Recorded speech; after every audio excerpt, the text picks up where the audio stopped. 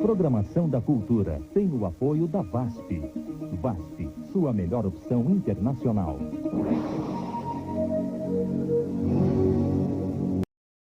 Lugar de criança é na escola.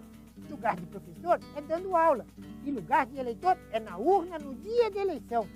Nós precisamos de todos pela educação, porque educação muda um país. Cássia Rodrigues de Andrade. Atualmente eu moro em Goiânia, mas a gente era do município de Anicuns. Meu pai criava gado Nelore. Aí meu irmãozinho foi passar a mão no bezerrinho lá.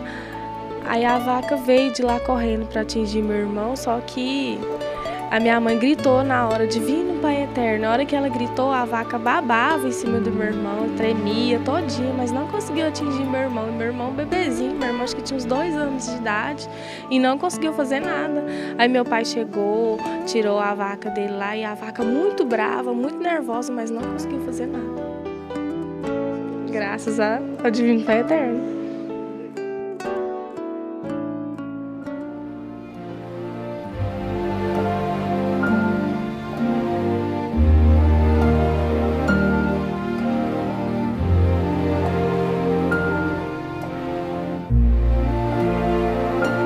Gente, hoje meu coração tá tão feliz. Sabe por quê? É que eu tô na sorveteria Stambark e tem muito sorvete, molecada!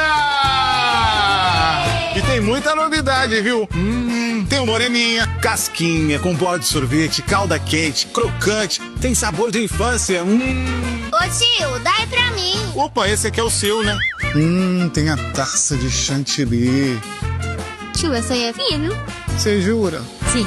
E é claro que não poderia faltar a tradicional, deliciosa vaca preta. Ô tio, dá aí pra mim. Não, essa aqui é minha, garoto. Vai pra lá, vai. Tem ainda a maior variedade de sabores de picolés, copos, potes com preços imperdíveis e, claro, o famoso Ituzinho. Stambark, o sorvete favorito de todo mundo. Delícia. Quer também? É Stambark? É bom demais. Uma nação se afirma a partir da educação. E para isso temos que trabalhar juntos. Em 2010 será realizada em Brasília a Conferência Nacional de Educação. Esta é a oportunidade para profissionais, gestores, pais e alunos de todo o país se reunirem e darem a sua contribuição para melhorar a educação. Estão sendo realizadas as etapas preliminares municipais e estaduais. Informe-se no www.mec.gov.br e participe. A educação de qualidade é do interesse de todos. Por isso, precisamos debater e encontrar as soluções juntos. Ministério da Educação, Brasil, um país de todos.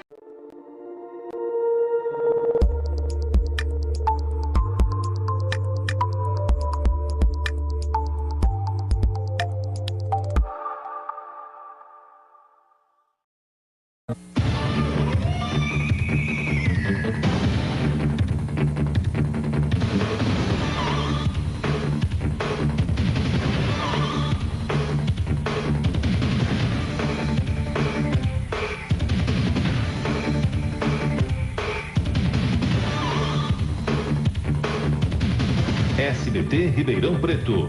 Tecnologia digital. Mais qualidade para você.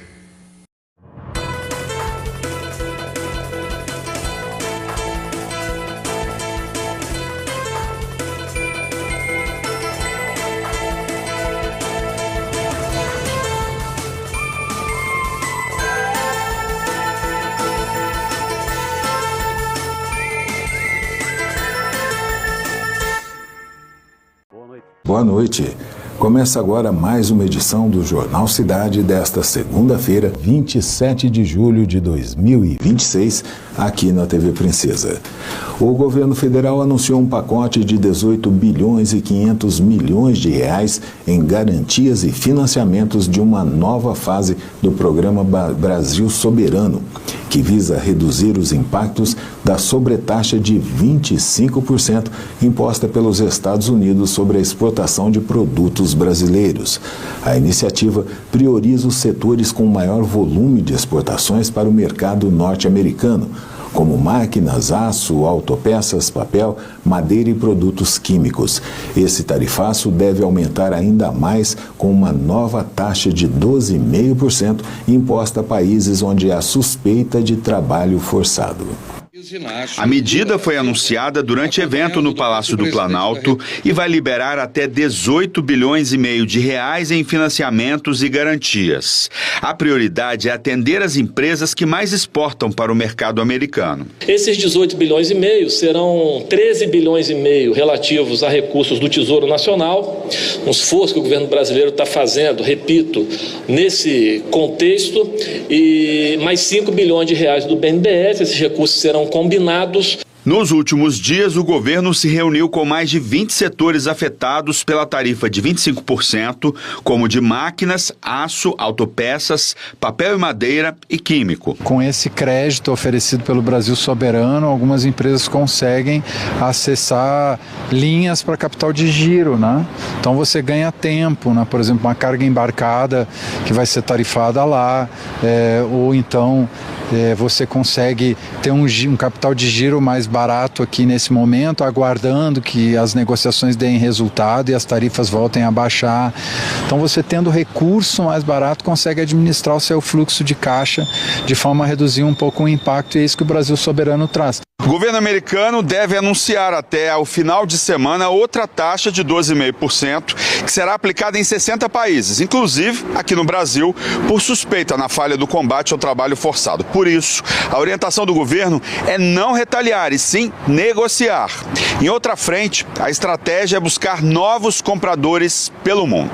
Eu diria em estágio bastante avançado das negociações com os Emirados Árabes, com o Canadá, e também eu já diria boas notícias de avanços com o Japão, Coreia e alguns outros países asiáticos. Das 2.400 empresas que exportam para os Estados Unidos, com o apoio da Apex do ano passado para esse ano, 73% dessas empresas já acessam outros mercados. Não que tenha havido a substituição dos Estados Unidos, por exemplo, por outros, não se trata disso, mas já acessam outros mercados. Seguindo a mesma lógica, em reunião no Planalto com representantes da indústria automobilística, o presidente Lula defendeu reforçar as vendas de veículos brasileiros para países da América Latina e do continente africano, diminuindo a dependência do comércio com os americanos. E os acordos feitos, presidente, Mercosul-Singapura, Mercosul-EFTA, Mercosul-União Europeia, estão fazendo a diferença.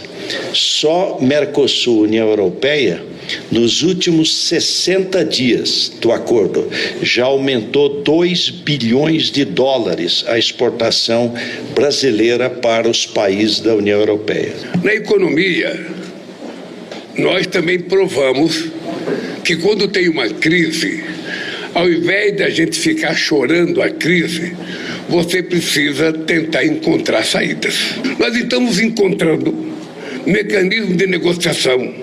Estamos discutindo com muitos países para que a gente possa suprir e até ganhar mais do que aquilo que a gente estava ganhando. Em política, em geopolítica, em economia, a única coisa que não vale é a gente achar que o mundo acabou. Nós temos que procurar saída. Diante desse cenário, o governo brasileiro afirma que pretende evitar retaliações, apostar na negociação diplomática e ampliar a busca por novos mercados para as exportações nacionais. Mudando de assunto, uma pesquisa sobre mercado de trabalho revela uma mudança importante nos critérios de seleção de candidatos pelas empresas. É que o perfil comportamental passou a ser mais importante que a formação acadêmica, conhecimento técnico ou experiência profissional. Mas essa ainda é uma percepção apenas dos recrutadores responsáveis pelo processo de seleção e não das pessoas que estão à procura de um emprego ou de uma negociação no mercado de trabalho. Neste escritório na Zona Sul de São Paulo, os funcionários não foram contratados apenas por conta da habilidade técnica. A área de RH decidiu fazer uma mudança importante na hora de contratar. Olhou menos o currículo e mais para o comportamento. Quando a gente busca a competência comportamental, a gente não só consegue complementar as competências técnicas do candidato, mas também tem uma perenidade da permanência dele na empresa. Então hoje eu tenho uma média e alta liderança com muito tempo de casa, então isso favorece a perenidade do negócio, o alinhamento dos valores da pessoa com os valores da companhia, permitindo a evolução na carreira. A mudança não parou na seleção de novos funcionários. A empresa passou a contar com um apoio especializado para identificar esse perfil logo nas primeiras etapas do processo seletivo. As habilidades comportamentais são a base, eles são o pilar para que ele se sustente, né? Quando a gente pensa em pensamento crítico, capacidade de absorver pressão, criatividade, né? Absorção de pressão. Então, tudo isso faz com que esses candidatos consigam se projetar e crescerem mais dentro das empresas. Isso é uma tendência no mercado de trabalho. Uma pesquisa de uma consultoria de RH que ouviu quase 5.000 pessoas, entre candidatos, profissionais de recursos humanos e gestores, mostrou que o comportamento virou o principal critério na hora de contratar. Para 42% dos empresários, o perfil comportamental é o que mais pesa na decisão final. A experiência profissional aparece em seguida, com 24%, e a competência técnica vem depois, com 18%. Formação acadêmica e indicação ficam nas últimas posições. Cada empresa ela tem um estilo. Empresa familiar, a empresa muitas vezes tem um cunho muito religioso, a empresa às vezes é muito profissionalizada, a empresa muito burocratizada. Então ele busca uma pessoa que tenha esse padrão, essa cara. E aí esses testes buscam avaliar a compatibilidade da pessoa com a realidade da empresa. Porém, existe um descompasso entre o que as empresas buscam e o que os candidatos acreditam ser importante. Para os candidatos, a experiência profissional ainda é o fator mais importante, citada por 36%, seguida da formação. O perfil comportamental aparece por último entre as respostas dos candidatos, com apenas 10%. Diante desse novo cenário, a orientação para quem busca uma vaga é clara: investir tanto na qualificação técnica quanto no desenvolvimento de habilidades como comunicação, inteligência emocional e capacidade de trabalhar em equipe. A competência técnica ela é indispensável para as posições, mas a competência comportamental hoje tem sido o grande diferencial entre os candidatos. A pessoa precisa cada vez mais se autoconhecer, ela precisa fazer essa autorreflexão para saber qual é a melhor empresa, qual é o melhor ambiente que se encaixa melhor ao perfil dela.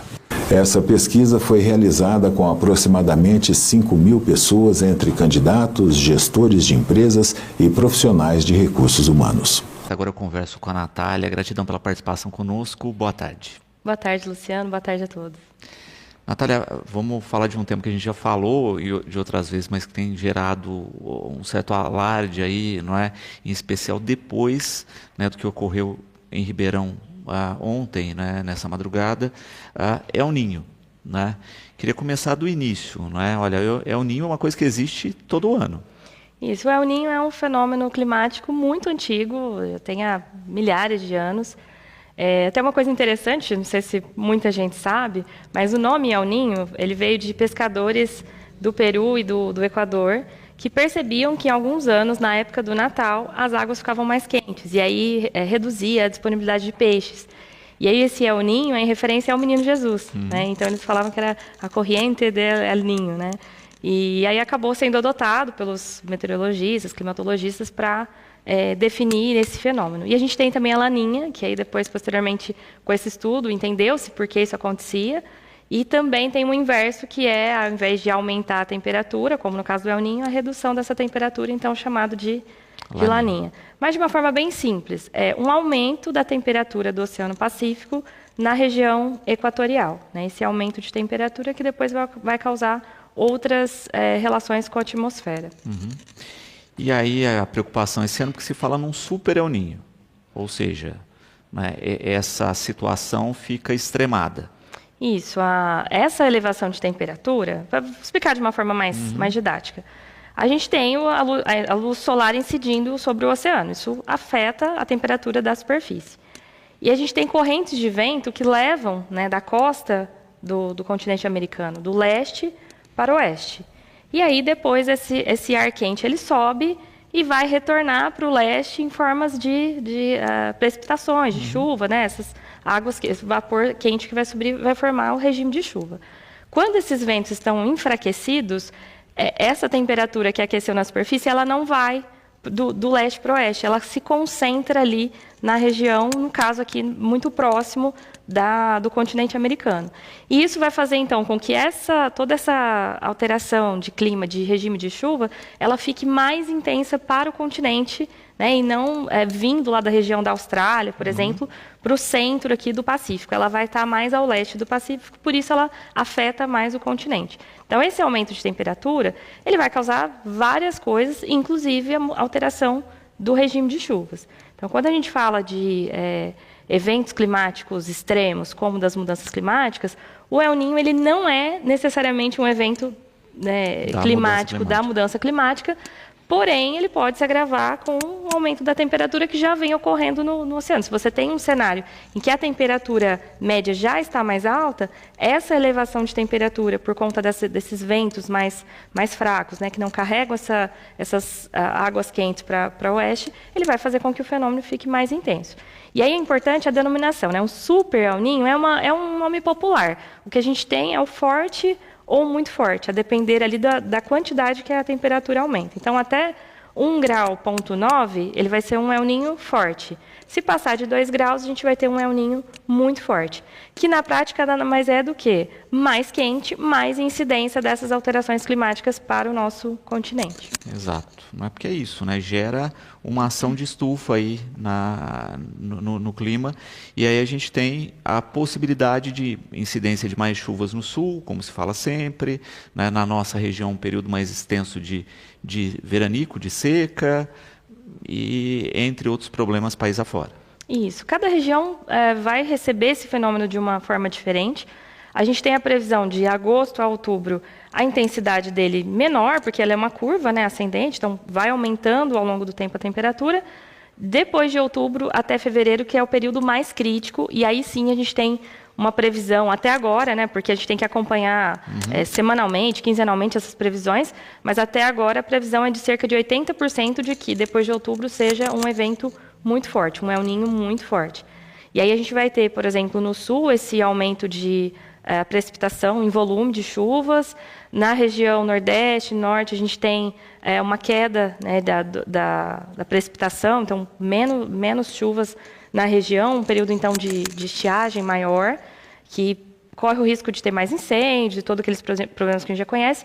E para a nossa região, a região sudeste, na verdade, ela é a mais imprevisível, porque a gente tem essa questão da seca, que já é intenso na nossa região, mas vai se intensificar, mas a gente também tem a possibilidade de chuvas esparsas, né? Então, por exemplo, uma chuva muito forte num período muito curto, com volume muito alto, que também vai causar prejuízos em termos de alagamentos, enchentes no ambiente urbano e também afetar a produção no ambiente rural. Porque exatamente isso, né? Fica gerando essas ações de extremos, não é? A gente sai dessa estrutura mais equilibrada, que está mais na rotina, e passa a ter ou um ou outro. Isso, e aí convivendo com os extremos climáticos, né? Esse que é o grande problema de se ter esse período de El Niño forte ou muito forte. Porque a gente já tem os eventos climáticos extremos, das características de cada região, e aí com o El Niño ativo, aí funcionando, essa temperatura aumentando, a gente já sabe que esse regime de chuvas vai alterar, vai ter secas mais prolongadas em alguns lugares, volume de chuvas maiores em outros, e é o que a gente já tem conhecido nos últimos anos aí. Então, prever que tem realmente, de fato, um super El Niño, né, nesse termo mais popular, mas ainda é cedo para cravar e dizer que é um super El Niño, que é um El Niño muito forte. O mais importante agora é ir acompanhando essas previsões e, claro, se preparando. Cada região conhecendo as suas características, sabendo como o impacto pode agravar a situação e o clima que já é da região, tentar se preparar para isso que está chegando. Exato. E, de fato, isso, né? Se preparar com orientação correta, né? Porque a gente vê muitas vezes, a gente vê um alarde, por exemplo, no sul não, temos que estocar alimento porque vai ter problema, né? Mas tudo tem que ser pensado para cada realidade.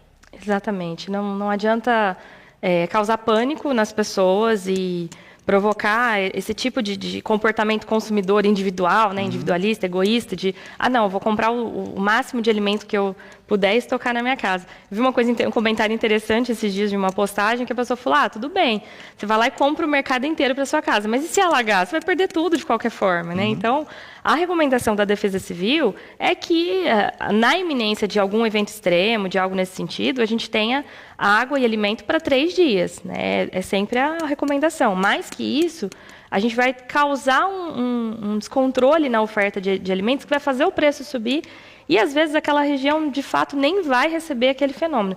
É muito importante pensar que o El Niño, a gente tem essas previsões que são muito abrangentes, mas você tem, em cada cidade, por exemplo, cada município, tem características que são dali que vão mudar essa relação, né? Por exemplo, ondas de calor no Sudeste. Está previsto, mas aqui em Batatais nós não vamos sentir ondas de calor da mesma forma que Ribeirão Preto, por conta do relevo, né? Da mesma forma que Franca. Altinópolis não vai receber essa onda de calor do mesmo formato.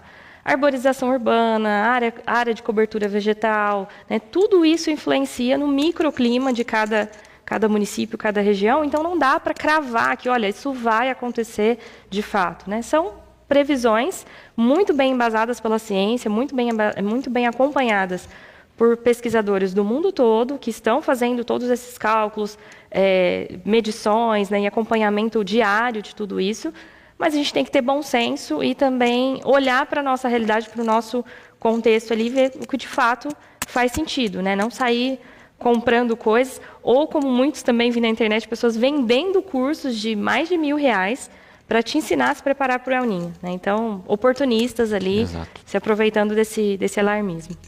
E a gente começou o papo, né, falando de toda a preocupação desse ano e do alarde em função da questão de Ribeirão. Ribeirão ainda a gente não está vivendo esse período de El Niño, né? Ou seja, foi um evento isolado. O El Niño ele já começou. Em julho, no início de julho, a gente já tem uma confirmação, inclusive da Organização Mundial de Meteorologia, de que o efeito dele começou. Já tá, só que ele está no início. Assim, a última medição, acho que não sei se foi 2 semanas atrás que eu vi, 1 semana atrás, era de 1 grau 1,4. Né? Então ainda não está no pico. A gente vai chegar no pico, o evento mais elevado de temperatura, a previsão é para outubro. Ele começa em outubro e depois ele tende a reduzindo a temperatura novamente. Não dá para associar que o evento de Ribeirão Preto foi causa do El Niño.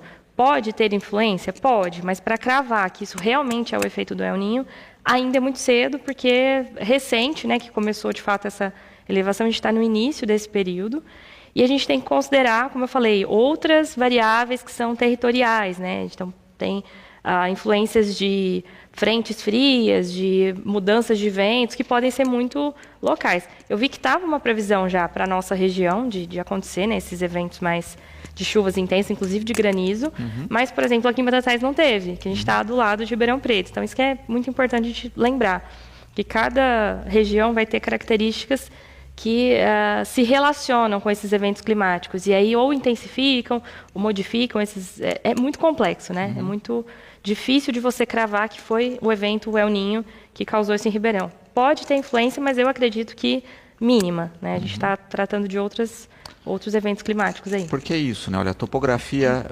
muda, né, tudo. A gente está numa região que a gente vê isso nitidamente, né? A gente está no meio do caminho entre Ribeirão e Franca, que são 2 climas bem diferentes. Bem né? diferentes. Franca é bem mais frio, Ribeirão muito mais quente, e a gente interage nessas 2 regiões. Mas como você coloca, a arborização, tudo isso altera drasticamente a situação. Altera. A própria conformação das áreas verdes do município vai influenciar muito no regime de chuvas também, e especialmente na intensidade da chuva, né? Que a gente sabe que quando tem essas ondas de calor, a gente tende a ter as tempestades mais fortes, né? Aquelas chuvas mais rápidas, mas muito intensas em um curto período. E Ribeirão Preto é um buraco, né? Então, a temperatura já é muito elevada, a gente tem um problema lá de falta de urbanização urbana, então no perímetro urbano isso é muito difícil. A gente tem a questão também da falta de permeabilidade do solo, né? O solo muito impermeável. Isso tudo influencia em como a gente sente essas chuvas intensas, né? Se você está, por exemplo, numa área rural, você não sente da mesma forma que numa área urbana. Então, tudo isso faz diferença para essas catástrofes que acontecem, para quedas de árvores e interrupção de energia, que é o que aconteceu em Ribeirão essa noite, né? Perfeito. E de fato, né, a gente teve, se eu não me engano, há mais ou menos um ano, né, uma estrutura lá de um evento de beach tênis que caiu também com ventos, etc. E agora uma ação bem mais extrema, né? É aquela questão que a gente sempre fala, né? Olha, é a soma de vários fatores e não dá para fazer preventivo depois, né? O que a gente falou, arborização, para você ter uma arborização adequada, você precisa de pelo menos uma década. Sim. Né? Se não tiver investimento preventivo de médio e longo prazo, isso tende a se agravar. Sim. Eu espero que esse ano, com todo esse alarmismo, apesar de exagerado e irresponsável por muitos, mas, por um lado, isso é importante, porque talvez reacende a importância de pensar política pública, de pensar planejamento urbano, de pensar como envolver as pessoas nesse processo de se antecipar, né? De começar a cuidar da adaptação antes que o evento chegue. Então, Ribeirão, por exemplo, já vai acender um sinal de alerta. Uhum. Se tem essa previsão para de outubro para frente a gente ter mais intensidade dessas chuvas, que podem ser irregulares, né, na região sudeste, mas muito intensas, então eles vão ter que começar a olhar para isso. Estruturas que podem, com um vento mais forte, se romper, que podem, enfim, causar a questão da arborização urbana, que é importante recuperar, mas também olhar qual é a situação, né, dessas árvores que são mais antigas, como que elas estão em relação a aguentar um vento forte, por exemplo.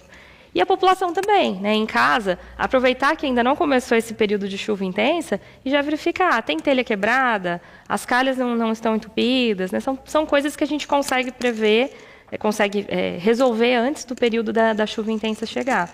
E essa é um planejamento mínimo que a gente pode fazer. A gente vê isso, né? Pessoas que convivem em países ou em regiões que têm um clima mais extremo, né? E que têm essa rotina de manutenção o tempo todo, né?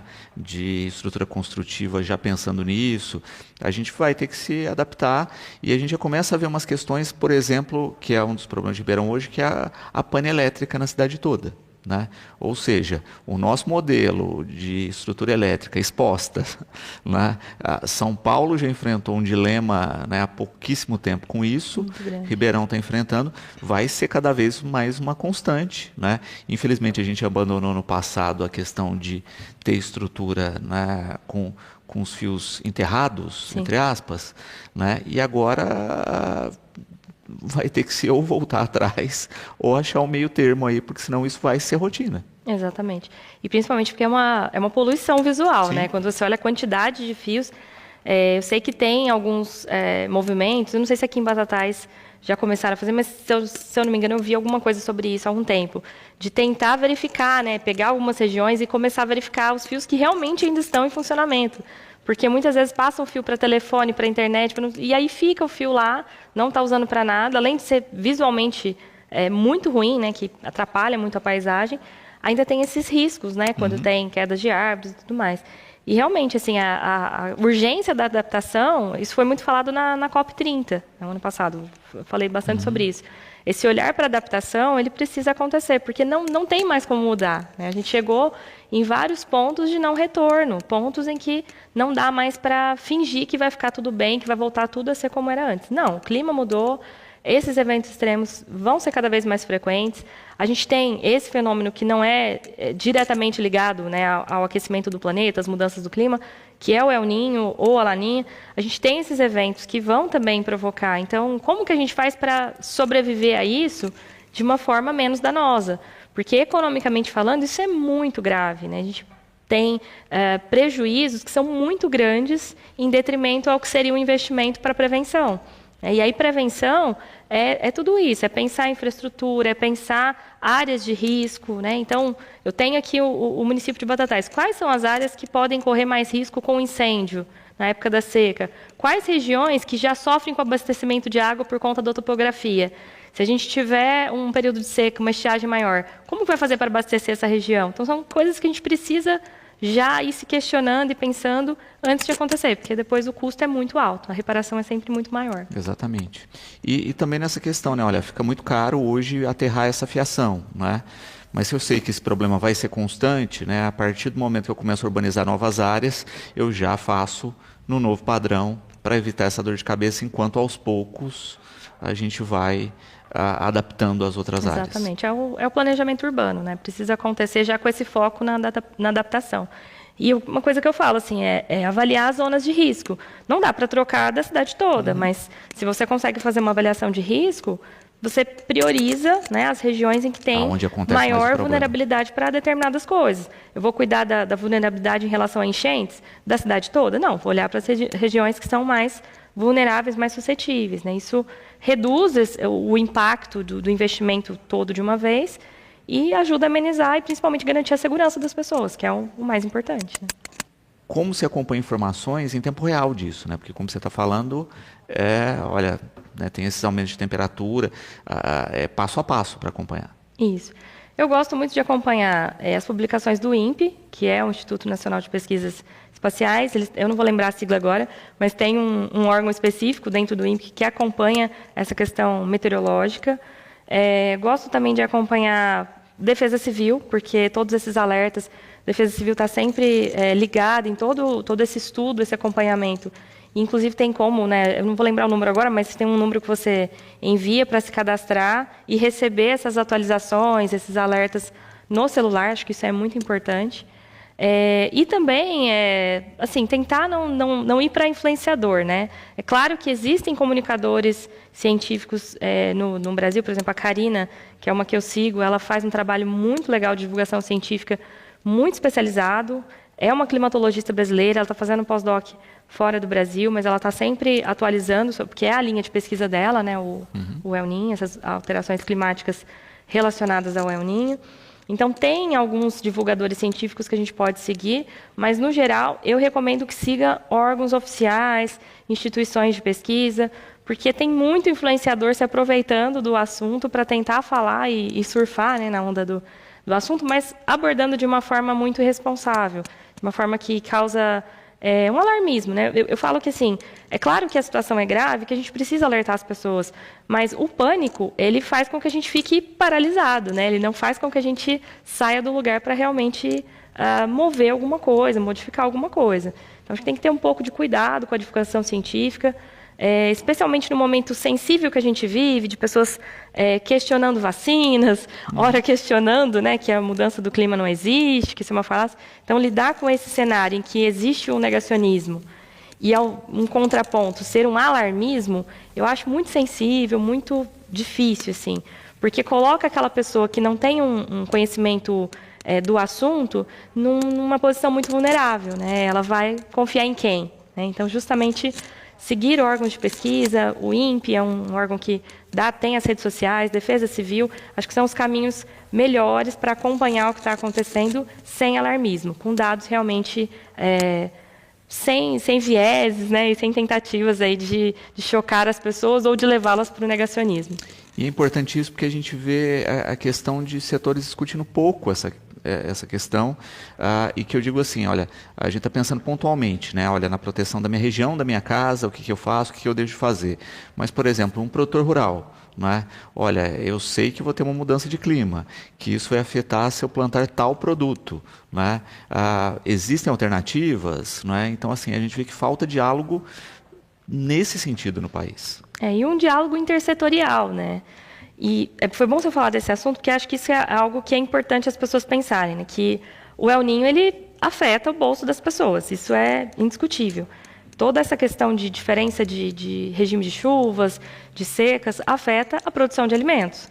Você falou da questão energia, que é algo mais pontual e que vai acontecer quando o evento extremo acontece. Mas a gente tem um efeito em cascata, que tem lá um período de estiagem, o preço dos alimentos, a queda de produção, o preço vai lá em cima. Exato. E às vezes a gente fica só associando alterações de preços de alimentos com uma questão política, com uma questão econômica do país, num sentido amplo, e às vezes está muito relacionada à mudança do clima, né? A essas pequenas intempéries que tem em regiões, porque muitas vezes o alimento que chega para a gente nem sabe de onde veio. Essa é a verdade, assim, a realidade da maioria das pessoas. A gente não tem tempo de descobrir de onde aquele alimento foi produzido.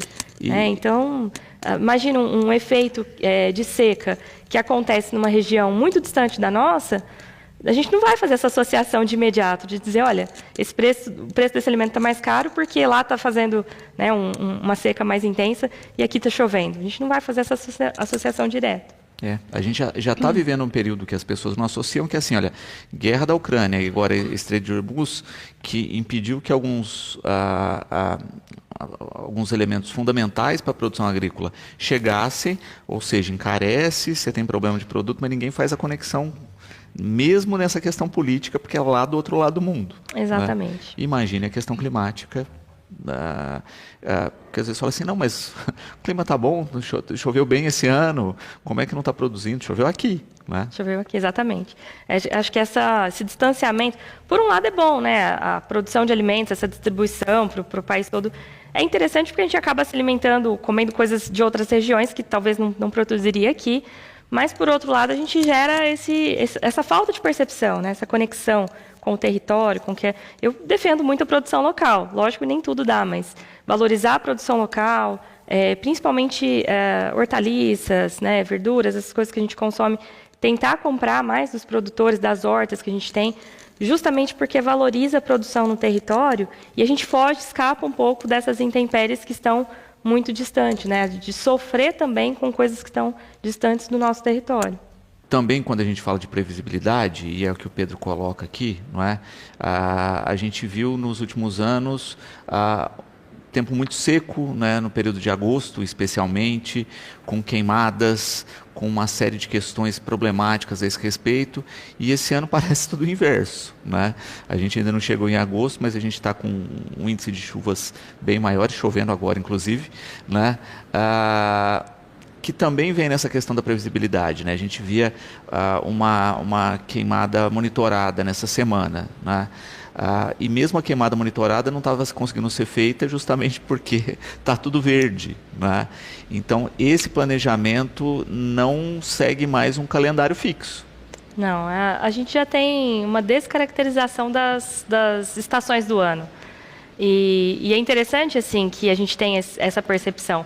Por exemplo, nos últimos 2 anos, eu vi um inverno realmente frio. O ano passado e esse ano, eu, de fato, precisei tirar os casacos do guarda-roupa que há anos eu não usava. Pelo menos por alguns dias. Pelo menos por alguns dias, mas assim, não acontecia, né? E aí é interessante, porque eu citei a questão do negacionismo, se a gente olha para a questão climática muito isolada, muito aqui, na minha bolha, na minha cidade, né, comparando a temperatura média só no meu município, a gente não percebe a mudança climática acontecendo, porque, de fato, vão ter outros fatores que interferem.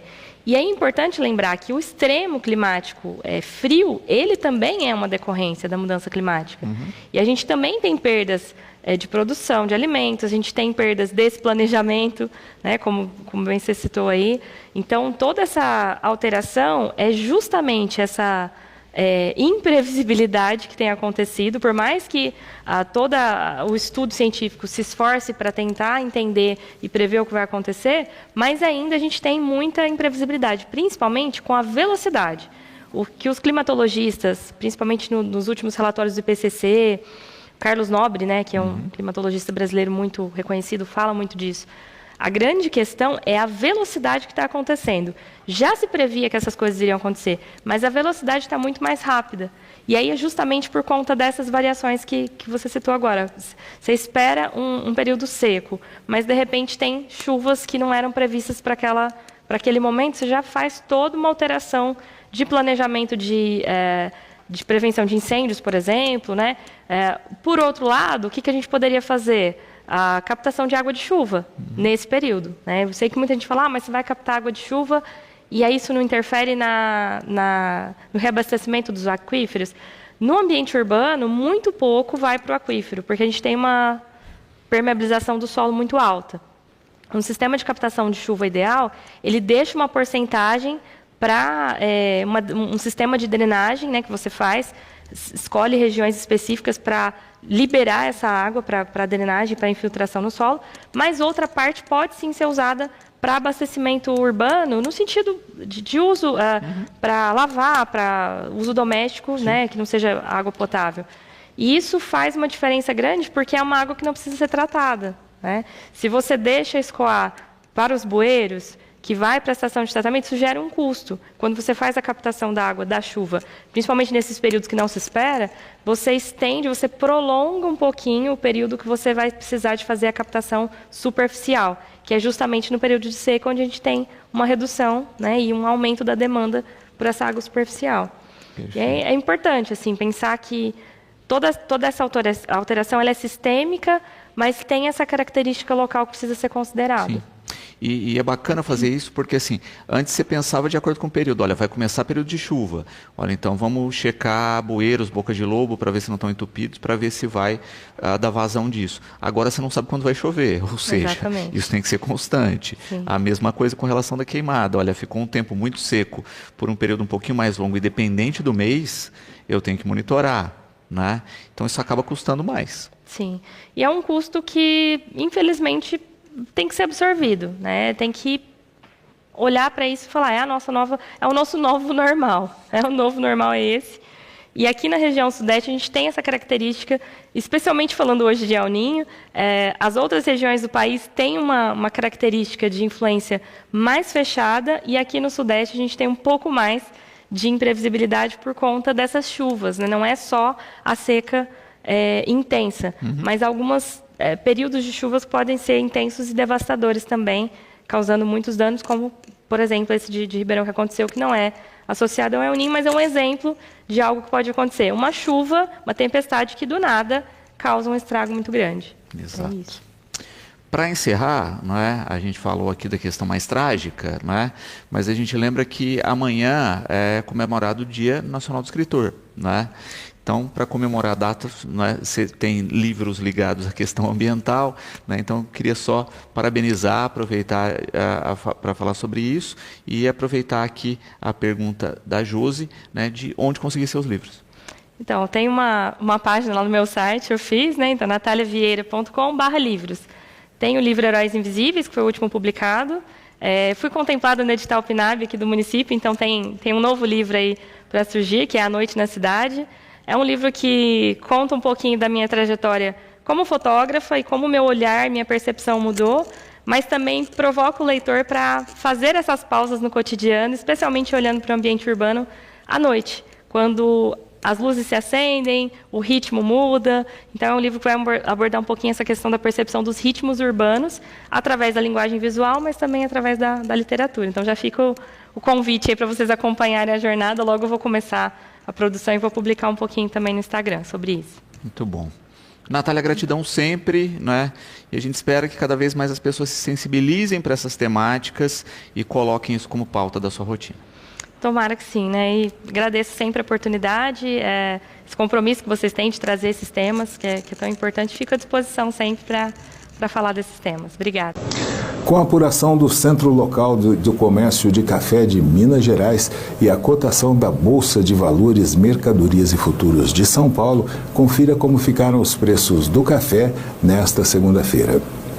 O café tipo 6 fechou o dia valendo R$ 1.650. O tipo 7, R$ 1.555. No mercado futuro, a cotação fechou em baixa. A saca de 60 quilos vale $375,10, baixa de $14,55.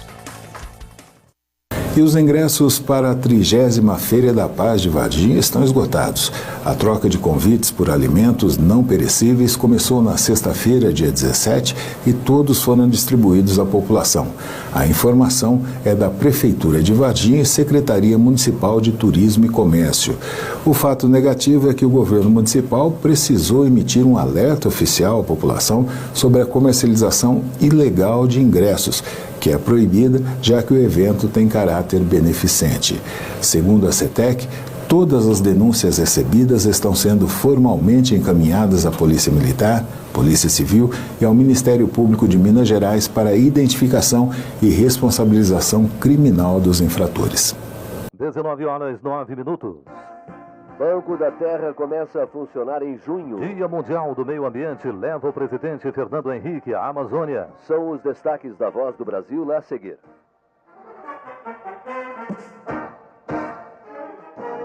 Transportes. Ministro Eliseu Padilha. Estamos trabalhando para tornar navegáveis todos os 1.371 quilômetros do Rio São Francisco. O rio vai ficar mais seguro, o custo do frete vai cair, o produtor vai ganhar mais e os alimentos chegarão mais baratos à mesa dos moradores da região. A hidrovia é mais uma obra do Programa Brasil em Ação para desenvolver o interior do Brasil. Ministério dos Transportes. Governo Federal. No Alto Posto Irmãos Ribeiro 1 e 2, você paga sempre o melhor preço em combustíveis, álcool, gasolina ou diesel. E também no botijão de gás de cozinha, apenas R$ 69,99 retirado na loja. Super troca de óleo na medida certa. Você não paga nada mais do que usar. Oferta imperdível. Óleo Brutus AP 15W40, linha diesel, alta performance, 20 litros, só R$ 269. Alto Posto Irmãos Ribeiro. Tem o Disque Diesel. Ligue e o diesel será entregue aí na sua propriedade rural. 3761-3599, 3761-7586 ou zap 999656836. Alto Posto Irmãos Ribeiro. Aqui é o seu lugar. Ouvir a difusora. Saber qual é a música ou cantor que está tocando. É fácil. Baixe nosso app. Procure por Rádio Difusora Batatais e tenha na palma da mão informação e entretenimento ao seu alcance, onde estiver e na hora que quiser. O seu parabéns, o seu alô, o pedido musical e os recadinhos para os amigos chegam também através do WhatsApp da Difusora. Envie mensagem ou áudio agora pelo WhatsApp 999961080. Use mais esse canal de comunicação com a gente e depois é só acompanhar a sua mensagem na programação da Difusora Batatais, o rádio do agora, porque daqui a pouco tudo será diferente. Sua empresa precisa de um sistema de comunicação global? Problema dela. Solução da Embratel. Uma empresa do sistema Telebrás. Com quase 4 décadas de existência, a usina Batatais tem orgulho de sua trajetória. Mais do que produtos com qualidade certificada, entrega valor para seus clientes e parceiros. Tem o compromisso na busca do desenvolvimento pleno, todos os dias. Explora ao máximo a sua capacidade produtiva. Graças aos investimentos em tecnologia e gestão, a usina Batatais se destaca no mercado sucroenergético.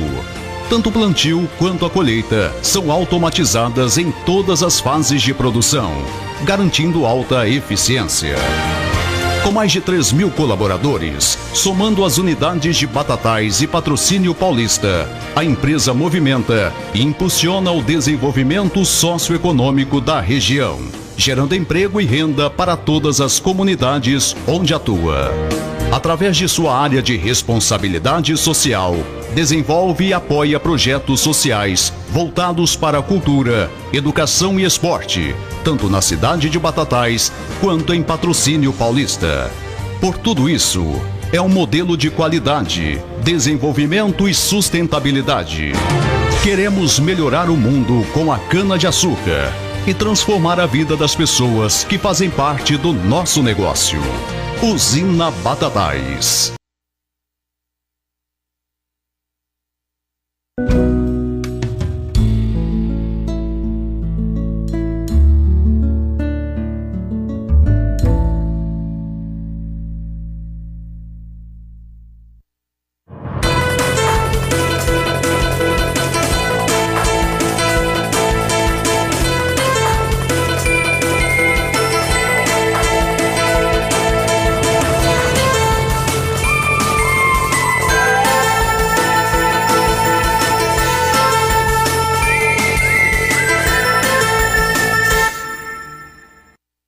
volta com a Educadora em Entrevista. Converso hoje aqui com a Ana Paula, presidente do Compadecom.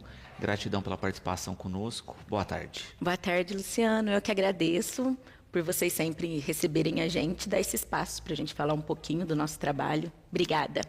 Também na companhia aqui da Maraísa, né, coordenadora de políticas de igualdade. Gratidão pela participação conosco.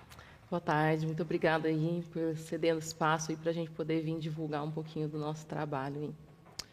Bom, roda de conversa, não é, com esse nome gigante, né, ancestralidade, resistência, protagonismo, a força das mulheres negras na construção de uma sociedade mais justa.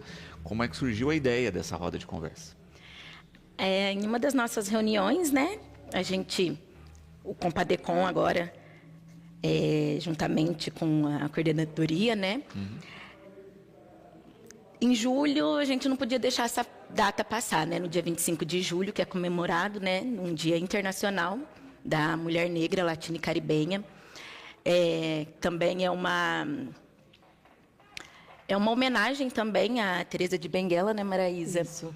Então, a gente precisa fazer um evento legal para mostrar a força da mulher negra, principalmente aqui do nosso país, da nossa cidade também, que a gente vai destacar algumas, e bater um papo com as mulheres para falar um pouquinho da nossa força. Muito bom. Essa já é a terceira edição, né, dessa roda de conversa. Cada ano ela tem um pouquinho de diferença. Muda o tema. Muda o tema, muda também o jeito de se fazer. Às vezes já teve dia de ser de tarde. Teve ano que a gente fez à noite, né, 2 anos à noite. Um até foi no Lago Artificial. Tivemos uma boa adesão de mulheres. Tivemos também a oportunidade de fazer dentro de uma escola, né, cedida pelo Vitor. Então, assim, a gente está sempre inovando. E aí, esse ano, né, com a presidência da Paulinha e da Laila, né, que é a vice-presidência, elas pensaram em trazer para o dia, né, já que dia 25 caiu exatamente num sábado, né? Então, eu falei assim, por que não fazer um café da manhã? E aí, sendo um horário também gostoso, que às vezes até aquelas mulheres que vão trabalhar possam passar por lá, tomar esse café da manhã conosco e bater esse papo. Perfeito. E, de fato, né, quando a gente fala da questão da mulher, né, em especial historicamente, a gente tem muito a questão do apagamento, não é? Não se tem claramente essas figuras de referência feminina, né? Mesmo com uma construção de grandes personagens na história, isso não está na nossa rotina, né? E quando a gente fala disso, né, da mulher negra, da mulher caribenha, da mulher latina, isso menos ainda. Bem menos. Né? Então, ter essa oportunidade de destacar essas personagens, de falar sobre e de falar do papel atual é fundamental. Sim, e no caso, né, da homenageada, a Teresa de Benguela, ela foi uma líder de quilombo, né, um quilombo que tinha cerca de 100 pessoas, né, que eram escravizados e também escravizados negros e os indígenas. E uma mulher. A gente vê o nome dos homens, da mulher não. Então, é interessante a gente bater nessa tecla, né? Colocar também os nossos nomes, né? Os nomes delas para as pessoas conhecerem. Exatamente. Acho que faz essa referência também, né? De a gente trazer a história nossa, né, que por tanto tempo foi apagada, né? Então, quando a gente faz essas rodas de conversa, principalmente com essas mulheres aí que já passam dos 30, né, o 30 a mais aí, que está dentro da nossa, né, da nossa realidade aí também acima dos 40, que nós sabemos que quando a gente estava na escola a gente não tinha essa discussão, né? Hoje a gente sabe que as crianças, os adolescentes têm essa discussão muito melhor, né? Mas quando a gente traz para a nossa idade, a gente sabe que ainda muitos não conhecem, né? Não conhece quem foi Teresa de Benguela, não conhece, né, muitas vezes nem quem foi Zumbi, quem foi Dandara e tantas outras, né, que passaram aqui, né? E como a Paulinha falou aí, Teresa realmente representa uma força de ancestralidade muito grande, né? Mostrando que a mulher sempre esteve numa liderança e que essa liderança não é só masculina, né, mas que ela também tem esse papel feminino e a importância dela dentro da história, né? Aí trazendo esse quilombo, que ela ficou por mais de 20 anos na liderança, né, do quilombo. Então, acho que é importante ali a gente destacar ela, e assim como tantas outras que a gente vai poder falar e destacar ali nesse sábado. Exato. Não é? E aí, como você coloca, né, é uma estrutura que começa com 100 pessoas, chega a quase 3.000 no seu auge, né, quando de fato foi invadido aí, abrigando diferentes povos. Isso. Né? e do tamanho de uma cidade no auge da época, né? Quando a gente pensa aí, fazendo uma estrutura de resistência, e pouco se fala disso, pouco se fala dessa mulher. E ela tem bem essa questão política, né? Eu acho assim, o jeito que ela liderou o quilombo, como que ela fazia essas assembleias, né? A gente pode muito trazer dentro do que a gente conhece, né? Como parlamento, né? A questão da agricultura, quanto que foi forte, quanto que isso também ajudou o quilombo, porque essa agricultura era vendida também, né, nas praças, então esse dinheiro voltava para o quilombo e voltava muitas vezes para aforrear muitos outros, né, escravizados. Então, como que foi importante esse quilombo para a história, né, do Brasil, né? E quanto que isso também trouxe para a gente, né, enquanto história, porque imagino dali quantos outros, né, antepassados ali foram sendo criados dentro dessa história e foi sendo aplaudido aí durante a existência, entendeu? Então acho que assim é falar de Brasil também, é falar da nossa composição, é falar sobre política, é falar assim sobre realmente o que traz de história e o que realmente foi real. Você falou da agricultura, né, que eles plantavam. E eles também faziam as próprias ferramentas também, que é interessante destacar, que era de lá deles mesmos, né, que eles faziam. Então, era, como você citou, uma cidade. Karina, né, falando da importância desse tipo de ação aqui no município, e da dificuldade ainda das mulheres colocarem isso na rotina, né? Enquanto pauta, enquanto ação, e ainda mais no momento que a gente vive, né, de dificuldade de muitas mulheres, infelizmente, trabalhando contra esses movimentos. Infelizmente, na secretaria a gente vê muito disso ainda, né? Então, eu estou como coordenadora na Secretaria de Política para Mulheres, Direitos Humanos e Igualdade, e a gente vem fazendo vários trabalhos, então, em questão das mulheres, não só das mulheres negras, mas das mulheres em geral. E nos nossos grupos, o que a gente mais identifica é isso, né? O quanto a mulher, às vezes, acaba ainda se colocando em segundo, nem falo em segundo, mas talvez em terceiro plano, né? Então, não se dando não se priorizando, não se colocando esse conhecimento ali, né, para si. E, muitas vezes, entrando dentro desse discurso patriarcado e ainda muito machista, né, que é estrutural aqui no nosso país, né? Então, ficando ele muito como um papel secundário, né, ou talvez até terciário ali, né, da discussão. Exato, né? E como a gente já falou aqui outras vezes, né, até na discussão prática do dia a dia, né, se a gente tem uma população que é majoritariamente feminina, né, como é que, por exemplo, a classe política é majoritariamente masculina? Né? É uma conta que não fecha, né? Justamente como, né, são séculos aí, né, de um discurso que foi absorvido que a mulher é menor nessa escala social e etc., quando a gente sabe que não é verdade. Né? Fora ainda a questão histórica mesmo da proibição, né, de votos, né? E aí depois, quando se teve a oportunidade de votar, ainda assim não tinha oportunidade de você ser eleitora, né, de você ser candidata. Então, a gente tem uma história aí de Brasil. Quando a gente pensa Brasil, a gente fala, nossa, tem muitos anos, mas não tem, né? Foi verdade, ali atrás. Né? As coisas são muito pequenas. Quando você vai fazer história, vai falar, nossa, mas isso só faz tantos anos, né? E aí é muito pouco, né? Então, a gente realmente é necessário. A gente acha que quanto mais conhecimento a gente adquire, quanto mais a gente entende da história real, né, e do que foi, do que aconteceu essa história, acho que mais a gente consegue falar, não, ó, peraí, então a gente consegue fazer diferente, né? E talvez esse fazer diferente não é nem tão diferente, é fazer como as nossas fizeram, né, há tempos atrás. Exato.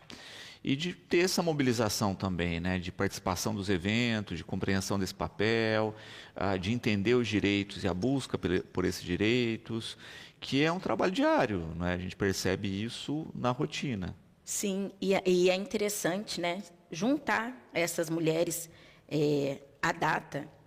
Nós vamos comemorar, nós vamos falar das mulheres negras, mas a importância de todas as mulheres estarem presentes, né? Porque eu enviei convites para algumas pessoas, falaram assim, mas é só para mulher negra? Não, a gente quer todo mundo.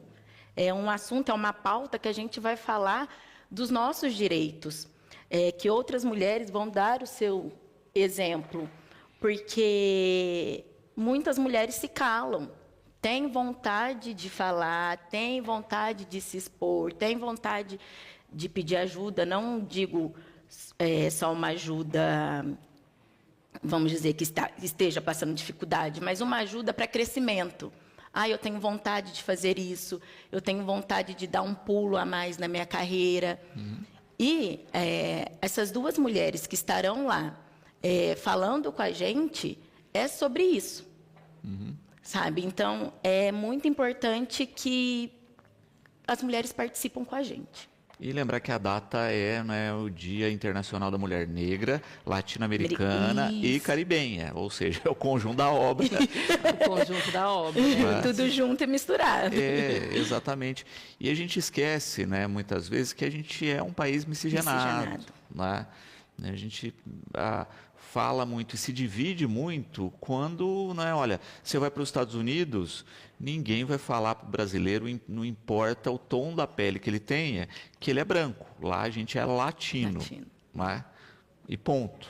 Né? Nossa identificação lá é latino. Você vai para a Europa, você vai ser identificado como latino. Né? Então, muitas vezes se cria no nosso racismo interno aqui, né, uma identidade das figuras brancas completamente equivocada com relação ao resto do mundo. Né? Sim. Então tem que dar uma viajadinha para acordar para a vida. Exatamente. O colorismo no Brasil faz muita diferença, né? E só faz no Brasil, né? Exatamente. Porque, como você disse, em qualquer outra parte do mundo nós vamos ser latinos, entendeu? Não vamos passar disso, entendeu? E é importante a gente falar que esse encontro ele está aberto aí para todas as mulheres que queiram somar, conversar. Como a Djamila Ribeiro fala, né, do lugar de fala, né? Todos têm seu lugar de fala, né? Então, acho que é importante isso. Ela trouxe aí o nome das meninas que vão estar lá conosco, né? Que são duas convidadas. Uma é a Jéssica de Jesus, advogada, e outra é a Lorena Silvério, mentora de gestão. Então, as duas que vão estar lá fazendo essa roda de conversa, junto com a Paula e a Laila como mediadoras. E aí elas que vão estar conduzindo aí, então a conversa vai ser muito bacana. E isso é bacana, né, de ter, não é, duas protagonistas aí, não é, dentro das suas carreiras, não é, que servem de exemplo, não é, mas falando também dessa rotina do dia a dia, como é que é galgar esses espaços. Sim. Como é que eu consegui chegar, né, como mulher preta nesses espaços, né? Porque são duas mulheres aí acima dos 30 anos que também tiveram suas dificuldades, né, assim, para estudo, né, para formação e principalmente para conseguir essa carreira tão promissora aí que elas já estão aí trilhando há tanto tempo. E além delas, a gente vai ter outras também convidadas ali que vão estar ali no momento. Então, a Com vai estar lá, nossa querida artista. Além dela, outras também. A gente vai ter a Berê, que hoje é a nossa a que puxa, né? Vou falar, não sei se eu vou falar certo, talvez você me corrija, que é a que puxa a voz na Acadêmicos do Samba. Então ela vai estar lá, ela vai cantar para nós, preparou 2 músicas para as mulheres, né? Então vai estar lá junto com o filho dela, o Davizinho. Então vai ter realmente um momento muito gostoso lá de troca, de conversa. É interessante também a Ludmila, cabeleireira também, que ela vai cantar para a gente também, que ela tem esse talento escondido. Que a gente vai puxando, a gente vai vendo os talentos, né? Fala, não é só isso que você faz, vem, vamos com a gente. E entre outras que ainda estão meio escondidinhas, né? Não sei se eu vou, não sei se tal, mas nós estamos puxando. A nossa intenção é essa, né? Assim, de trazer realmente todas as mulheres para a roda, para a conversa e para debater esses assuntos tão importantes. A Natália parabenizando também pelo trabalho e perguntando a respeito do funcionamento do Compadecom, né? Se as pessoas podem frequentar reuniões, como é que funciona isso? Por favor. Sim, as nossas reuniões são abertas, são sempre na primeira quinta-feira do mês. A gente, no nosso Instagram, a gente coloca todo começo do mês o calendário. Aí estão lá as reuniões. As reuniões ou são na Casa dos Conselhos, né, na casa que fica agora no Castelo, ou lá no Centro Cultural, que é onde a gente fala Antigo SESI, né, para as pessoas lembrarem. É muito importante que a comunidade participe. A gente sempre divulga para o pessoal dar a sua voz. Então, foi bom essa moça. Qual que é o nome? Natália. Natália. Você pode participar com a gente. É importante. pode convidar pessoas, porque a gente precisa de muita ajuda e de muita voz. Muito bom. E destacar isso, né? Eu acho que a grande dificuldade, de uma maneira geral, em conselhos, é participação, né? Porque muitas vezes no período da eleição e tal, você tem um número bom, as pessoas começam a participar, mas a rotina é o complicado. E as nossas reuniões, a gente procura, né, Maraísa, não estender. Que a gente sabe como que é o dia a dia de todo mundo, como a vida é corrida. Então, a gente já... A Laila, né, que é a vice-presidente, que é responsável por essa parte, ela já organiza toda uma pauta. É incrível a organização dela. Inclusive, beijo, Laila. Ela organiza tudo para ser bem prático, bem rápido. Aí, depois que a gente abre para discussões, quem tiver que precisar ir embora pode sair de fininho, para que não seja uma reunião cansativa e as pessoas não enjoem. Ela tem a necessidade de ser uma vez por mês, porque, afinal de contas, é um conselho que trata de uma comunidade toda, né? Então, não tem como a gente fazer ela de uma forma diferente. A gente já pensou, né? Vamos fazer de 2 em 2 meses, mas são muitos assuntos, são muitas pautas, né? Então, a gente está ali trabalhando com saúde, com educação, com cultura. Então, é muitas pautas para a gente realmente debater. Então, ela é uma vez por mês, mas ela não passa de 1h30, né? Ali, como a Paula falou mesmo. E é bem rápido. E acho que é importante a comunidade cada vez mais chegar perto do conselho. Nessas rodas de conselho, a gente tem, às vezes, leitura, então, leituras pequenas, né, mas para trazer também conhecimento ali, para a gente debater esses conhecimentos. Então, acho que cada vez que chega mais gente, soma mais, fica bem mais gostoso. É isso. Luiz Cláudio também falando, né, da importância desse tipo de evento, desse tipo de ação, e do trabalho em si, né, do conselho, né, do Compadecom, trazendo sempre temas novos, não é? Porque também a gente tem, infelizmente, como o Luiz Cláudio coloca aqui, uma série de questões ligadas à questão racial que tem que ser tratadas pontualmente, uma por uma. É muita coisa. Ele traz bem exatamente o que a gente fala, né? Do quanto que é importante essa constância, né? De constância de trazer esses debates para a comunidade, constância da gente debater também isso internamente enquanto conselho, enquanto coordenadora de políticas de igualdade, escutar também a população é muito importante. Então, a minha coordenadoria está aberta lá, né? Ela fica no prédio, no antigo prédio do SESI, né? No professor Sérgio Laurato ali. A gente fica ali de manhã e à tarde, eu estou ali aberta, então aberta também essa comunidade a chegar perto da coordenadoria e conversar mesmo, né? A gente fez tantas ações já, depois que a gente está ali à frente ali da coordenadoria, então a gente fez a Caminhada da Paz, né? E a gente fez em novembro do ano passado, então muitas coisas foram ganhando peso, né? E ganhando uma certa notoriedade pela comunidade batataense. Isso para a gente faz uma diferença muito grande, porque a gente começa a ver que a gente está dentro de um círculo que já acontece no mundo, né? Então a gente está dentro desse mesmo assunto, não está fugindo dos assuntos que está acontecendo no mundo. Eu acho que isso é importante para o Batatais não ter ficado para trás. Exato. E não só nos dias de reuniões, a gente usa bastante o nosso Instagram para isso. Às vezes alguém precisa de uma ajuda, quer tirar uma dúvida, quer falar com a gente.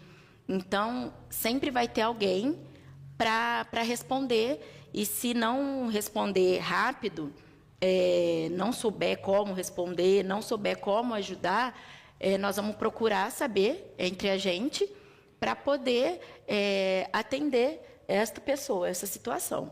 Pode falar com a gente em qualquer momento. E a Ana Lúcia também colocando, né? Porque muitas vezes as pessoas minimizam a questão, né, a racial, como se já fosse uma coisa do passado. E aí ela aponta, por exemplo, o que a gente está vendo agora na Copa, né? E a viralização, né, de torcedores, ela dá o exemplo aqui da Argentina, né, com vários comportamentos questionáveis aí, né, e o quanto é importante ter essa visão para que se faça o combate adequado dessas questões. Essa conscientização é primordial, né? A gente sabe, a gente estava numa fé muito grande, né? Porque seria a primeira Copa com realmente uma conduta antirracista, né? Infelizmente a gente não foi o que aconteceu. A gente também tem uma questão muito, acho que, do país também que está sediando, né? Em todo esse entorno. Mas a gente espera que isso também nos sirva de lição, entendeu? Para a gente aprender e reaprender como não fazer, né? E o que a gente deve fazer, quais são as nossas mudanças, né? Mas é uma conscientização diária, né? Principalmente para o Brasil, que tem esse racismo tão velado também, né? Que as pessoas não gostam de falar de racismo, que falar, né, como se o país não fosse racista, mas o quanto que é importante esses avanços dentro da política, né? O Ministério da Igualdade Racial hoje, com a coordenadoria, está muito mais junto conosco, né? E quando eu falo conosco, eu falo com a administração pública, né? Então, a administração do Juninho e do Ricardinho fez esse meio de campo através da coordenadoria. Hoje a gente já está junto com o Ministério da Igualdade Racial, então a gente consegue ter um acesso muito maior a essas informações e realmente trazer políticas que vão sanar, né? Ou tentar conseguir sanar, né, essas diferenças tão grandes aí. Muito bom. Com relação ao evento aqui, não é, Bianca perguntando, né, a respeito de, vocês falaram do café da manhã, etc., né, de como vocês realizam, né, e se precisa de apoio nesse tipo de ação. Bom, o café da manhã, então, ele está com apoio da Prefeitura Municipal, né? Então, o café da manhã ele vem aí através da Prefeitura Municipal, então, através da coordenadoria.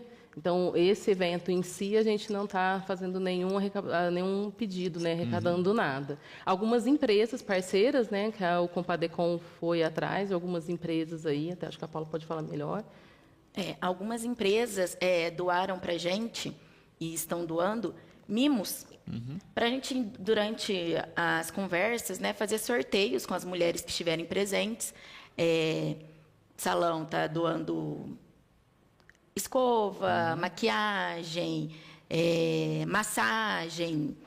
Então, algumas empresas estão fazendo este carinho para a gente. Na companhia da Maraísa, coordenadora de políticas de igualdade do município, e da Ana Paula, presidente do Compadecon, das ações conjuntas, né, em especial do bate-papo, que ocorre no próximo dia 25.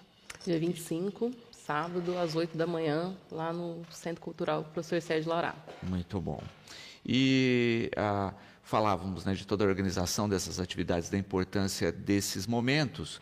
Marisa, você falava no intervalo justamente disso, né, da aproximação cada vez mais da coordenadoria com o Ministério, não é?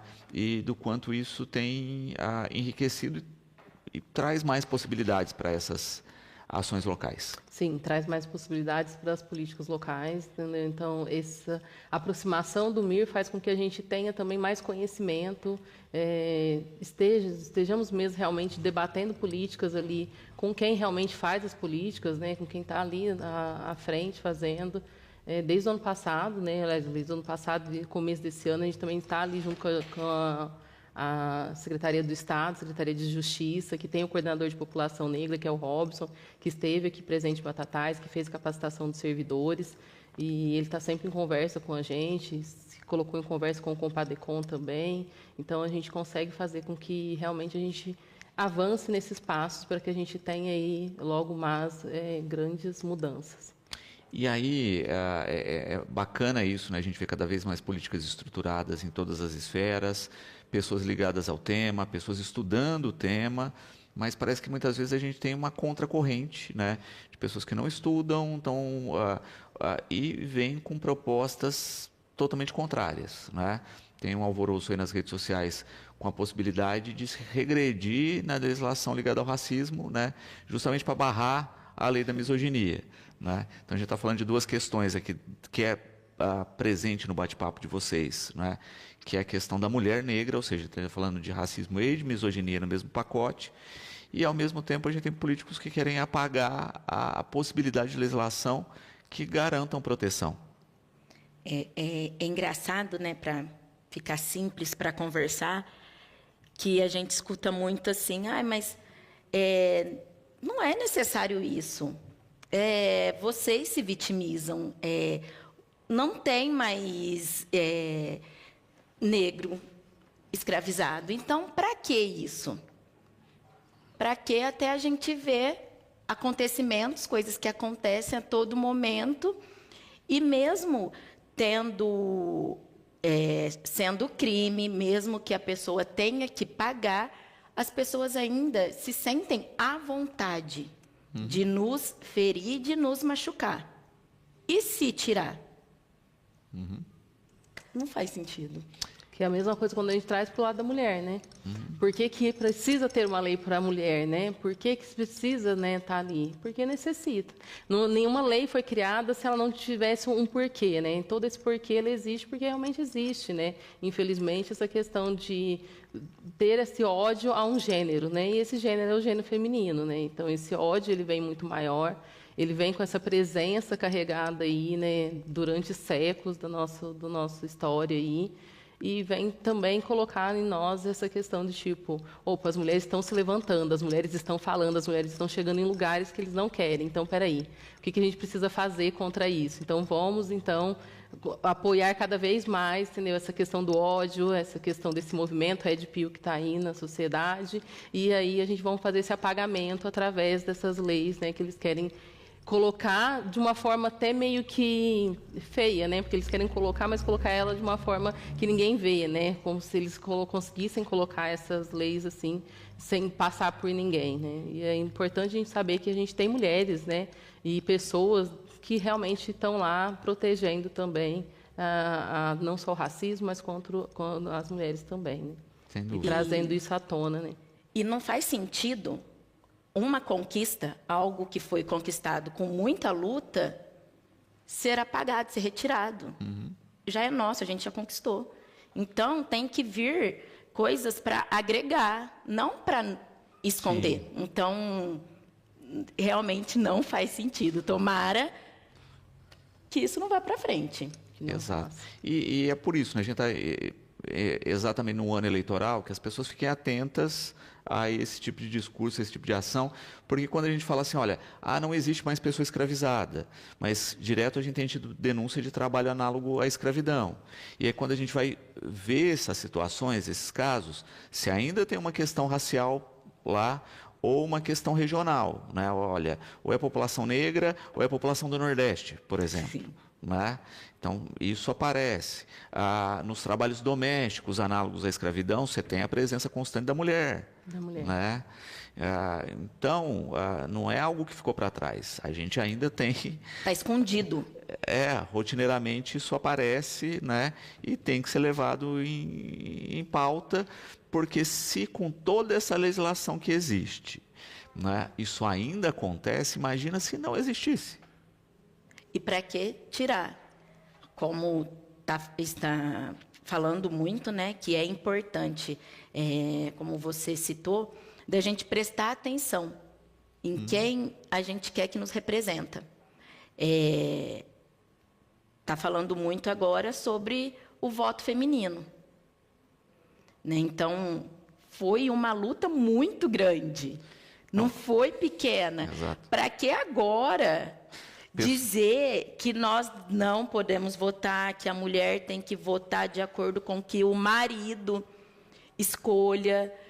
Que ela vota mal. Não faz sentido. Não faz. Exato. E aí que está, né? Para um discurso que fale contra esse tipo de ação, daqui a um tempo reverta o voto feminino, não custa muito. Né? É perigoso, é assustador isso. Porque a gente precisa olhar e analisar o caminho que a gente está trilhando, né? Porque dependendo do caminho que a gente acaba votando ali, que a gente acaba virando, a gente pode acontecer isso mesmo, né? Ter um retrocesso, né? E um retrocesso que vai abalar muito a estrutura, né, de um país. Então, é muito importante, né? E não é à toa também o medo, né, desse voto feminino, né? A gente sabe que a mulher é a maioria na sociedade, né? E isso não é uma questão de achismo, né? É uma questão de comprovação pelos dados, né? Dados eleitorais, mesmo de quantas eleitoras temos, e não foi diferente esse ano, né? Com a finalização aí dos votos, né, dos adolescentes, a maioria são mulheres, né, que fizeram aí a sua adesão aí a ser eleitoras. Então a gente então também tem esse medo, eu acho também muito deles, né? E aí eles querem jogar muito isso, né? Jogar com isso essas informações que acabam vindo atravessadas, e quem não tem, né, essa possibilidade de ir atrás, de estudar e de realmente parar, pensar, analisar, acaba cometendo alguns erros aí. Exato. E o que mais me assusta são mulheres que estão em cargo de poder falarem contra esses direitos, não é? Se de fato fossem contra os direitos, por que saíram candidatas para começo de conversa? Né? Então isso já eu acho um paradoxo. Não faz sentido. Não faz sentido. Não faz sentido elas terem esse tipo de discurso. Para mim faz menos sentido ainda alguém ter votado nesse tipo de candidata, né, que joga contra o próprio time. Infelizmente, ideologias fazem com que muitas pessoas cometam, né, esses erros. Vamos de tempo? Previsão do tempo para terça-feira em Varginha, de um dia ensolarado, com algumas nuvens, sem chuva e com temperaturas entre 12 e 24 graus. 18 horas e 9 minutos, cotação do dólar comercial para hoje, dia 26 de novembro. Hoje está na casa dos R$ 3,91. 3, 2, 1. Em Varginha, o plantão semanal de drogarias foi renovado hoje e segue até o próximo domingo. A Secretaria Municipal de Saúde informa quais são os estabelecimentos, endereços, telefones e horários de atendimento ao público. O plantão diurno de 8 horas da manhã às 8 da noite fica com a Drogaria Americana, da Avenida Rui Barbosa, 105 no centro.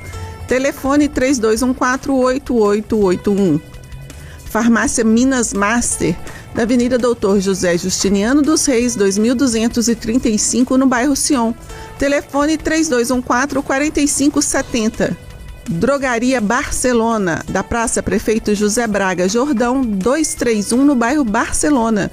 Telefone de contato 3221-1590. E a Drogaria Bom Pastor, da Avenida Presidente Tancredo Neves, 471, no bairro Bom Pastor.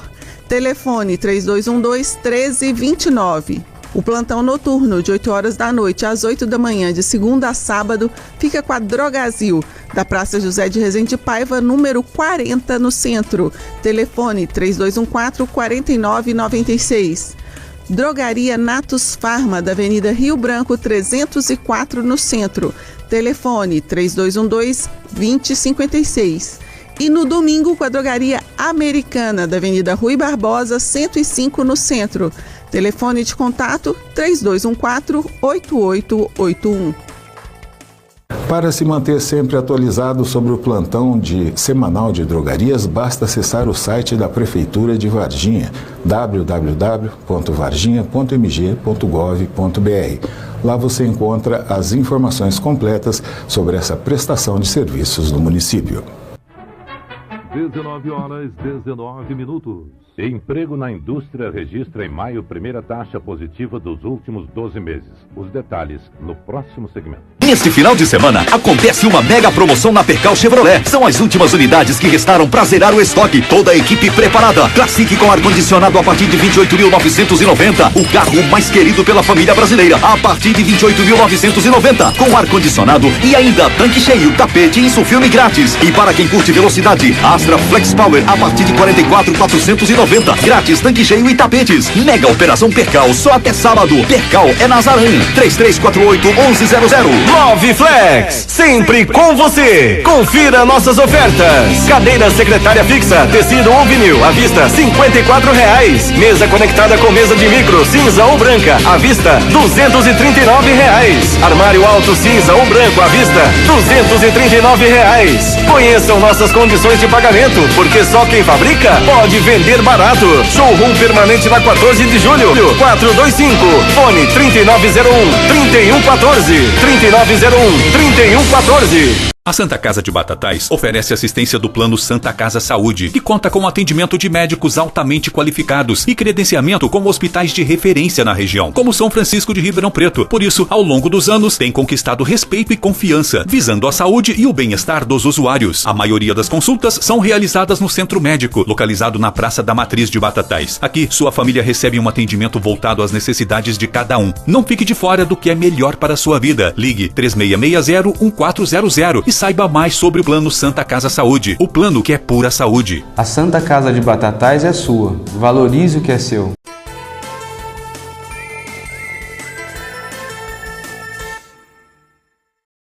Atenção motoristas que transitam e estacionam nas vias públicas centrais com estacionamento rotativo na área azul. A empresa que administra o serviço deve intensificar a fiscalização de veículos estacionados sem o registro para o tempo de tolerância ou pagamento de taxa para o tempo de uso da vaga. Saiba como agir para ocupar a vaga da área azul e evitar multas. Não houve mudanças em relação à área azul de Varginha, que corresponde ao estacionamento rotativo.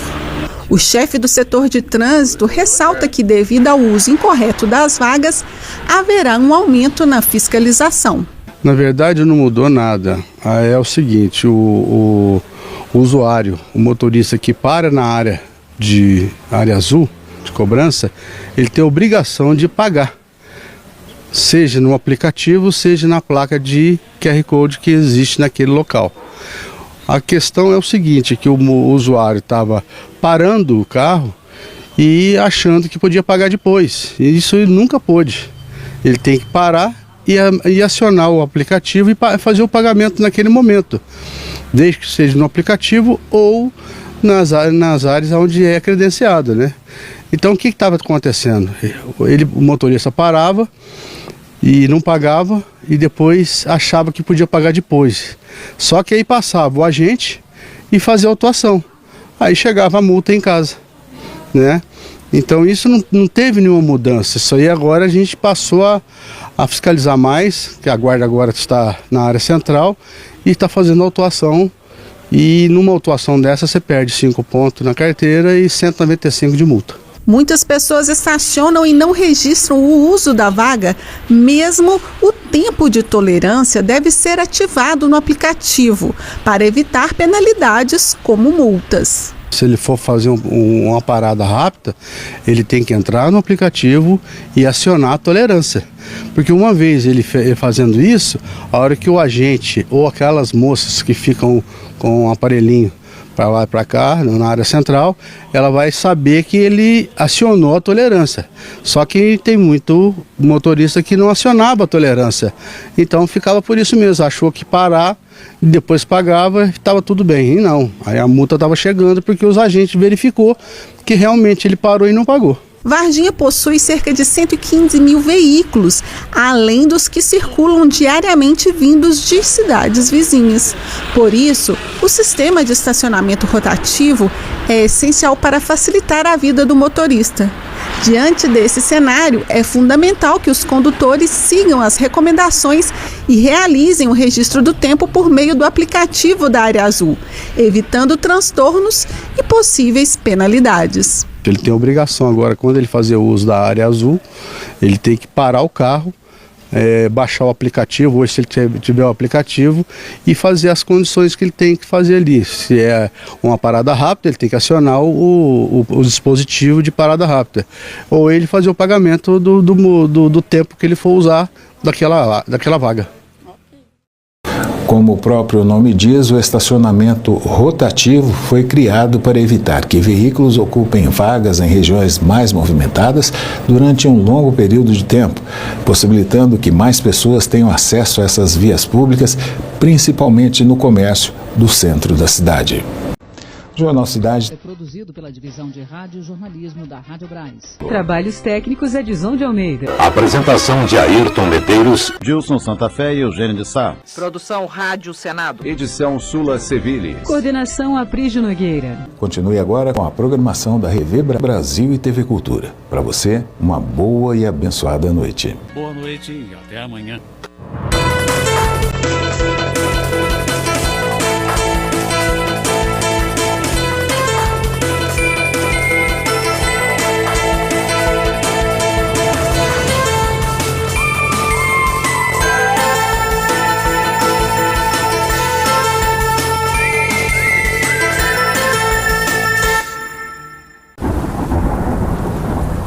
A Prefeitura atua o ano todo para prevenir enchentes.